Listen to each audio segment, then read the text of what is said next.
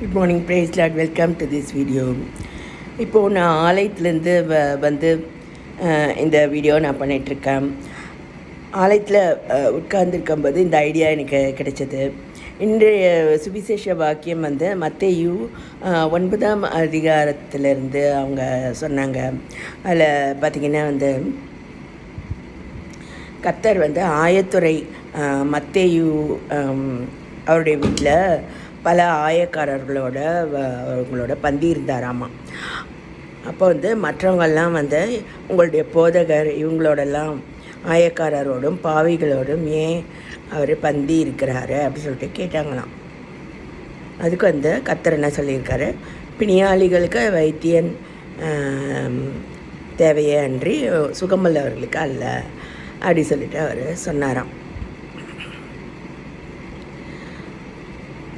So இந்த idea வந்து எனக்கு கர்த்தர் கொடுத்துட்டு இருந்தார். நான் வந்து 9ஆம் வகுப்பு படிக்கும்போது நான் ரட்சிக்கப்பட்டேன். எங்கள் ஊரில் வந்து நிறைய மீட்டிங் எல்லாம் நடக்கும், தினகரன் மீட்டிங். அதில் வந்து பாடுவாங்க, மந்தையில் சேரா ஆடுகளே எங்கிலும் கோடி கோடி உண்டே, எனக்காய் பேசிட நாவு வேண்டும், என்னை போல் அலைந்திட கால்கள் வேண்டும், என்னில் அன்பு கூற ஆட்கள் வேண்டும், இதை உன்னிடம் கேட்கிறேன் தர வேண்டும் அப்படின்னு சொல்லிட்டு பாடுவாங்க. அப்போ ஒப்பு கொடுத்து நான் ஊழியத்துக்கு ஒப்பு கொடுத்தேன். என்னுடைய கணவர் கூட ஏதோ ஒரு தினகரன் மீட்டிங்கில் கை தூக்கி ஒப்பு கொடுத்தாரு. என்ன இவ்வளோ தூரம் கர்த்தர் வந்து பேச வச்சுருக்காரு. என்ன நான் அப்படியெல்லாம் பேசக்கூடிய நபர் கிடையாது, அவ்வளோ தைரியம்லாம் எனக்கு கிடையாது. நான் வில்லேஜ் கேர்ள் தான். என்கிட்ட பெரிய அளவில் ட்ரெஸ்ஸஸ் அந்த மாதிரிலாம் கூட எனக்கு இல்லை. ஆனால் கர்த்தர் என்னை படிக்க வச்சு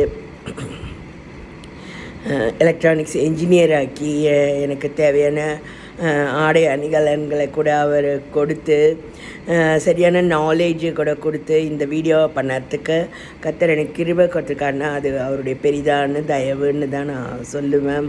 இதுக்கு நிறைய எதிர்ப்புகள் இருக்குது, இருந்தாலும் அதை எதிர்த்து போராடக்கூடிய தைரியமும் எனக்கு கர்த்தர் எனக்கு கொடுத்துருக்காரு. ஸோ இதை நான் ஏன் சொல்கிறேன்னா வந்து அந்த அந்த ஓமையில் பார்த்திங்கன்னா கர்த்தர் வந்து யார் வீட்டில் சாப்பிட்ணும் அது அவருடைய இஷ்டம் தானே. அதை ஏன் ஒருத்தர் வந்து அவரை வந்து கிரிட்டிசைஸ் பண்ணுறாங்க? நம்முடைய வேலை இல்லைல்ல. இதை ஏன் சொல்கிறேன்னா வந்து எங்களுடைய பாஸ்டர் சுந்தர்ராஜ் அப்படி சொல்லிட்டு ஒருத்தர் இருந்தார். அவர் வந்து சொல்வார், போதகருக்கு போதகர் அப்படின்ற தரிசனம் அவருக்கு இருக்குது அப்படி சொல்லிட்டு. அதில் வந்து அவர் சொன்ன முக்கியமான ஆப்சர்வேஷன் என்னென்னா வந்து prayerlessness is indecency on the part of a Christian அப்படி சொல்லிட்டு அவர் சொல்வார். நிறைய புஸ்தகங்களை எழுதியிருக்கார் அவர். அதாவது அதை படிக்கக்கூடிய ஒரு போதகருக்கு அது ஒரு புதிய தரிசனம், புதிய அபிஷேகத்தை கண்டிப்பாக அது தரும். அந்த மாதிரி ஒரு வல்லமை நிறைந்த எழுத்துக்கள் அவருடையது.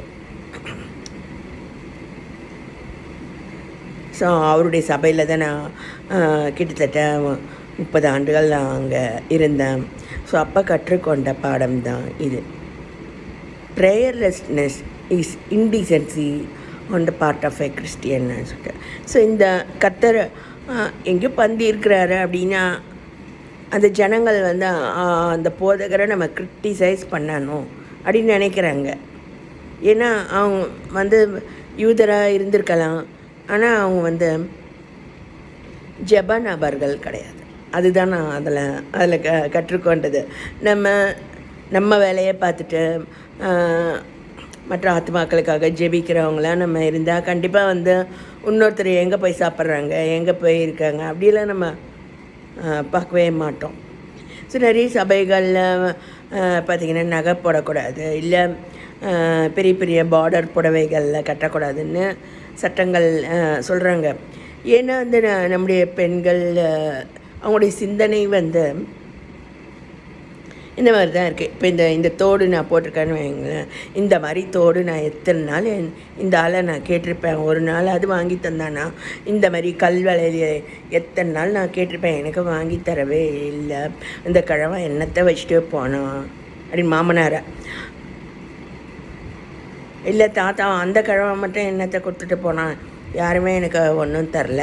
இது மாதிரி ஏதோ பட்டு புடவைகள் வாங்கித்தாங்கன்னு கேட்டதுக்கு கட்டி வச்ச கணவரும் அவர் வாங்கியே தரல. அந்தளவுக்கு தான் சிந்திக்கிறாங்களே ஒழிய அவங்க ஜபநபர்களாக இருக்கிறது இல்லை. நான் சொல்கிறது பெரிய பிஷப் வீட்டு பெண்கள் நான் சொல்கிறேன், அவங்க தான் இந்த மாதிரியே சிந்திக்கிறாங்க. So prayerlessness is indecency on the part of a Christian. உங்களுக்கு வேணும்னா நீங்கள் சம்பாதிக்கிறவங்களாம் இருக்கீங்க, கண்டிப்பாக நீங்கள் தோடுகளை வாங்கி அணிந்து கொள்ளுங்கள், புடவைகளை வாங்கி அணிந்து கொள்ளுங்கள். ஆனால் கோவிலுக்கு ரெகுலராக போங்க, கர்த்தரை தேடுங்க, ஜெபிக்கிற நபராக மாறுங்க. இதை தான் நான் சொல்ல விரும்புகிறேன்.